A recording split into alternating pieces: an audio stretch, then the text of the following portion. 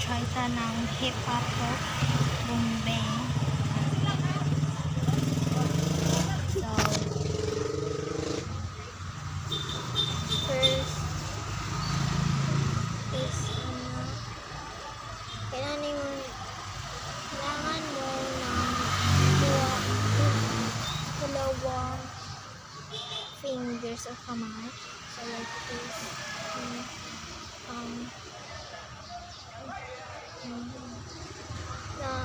So let's get the pasta.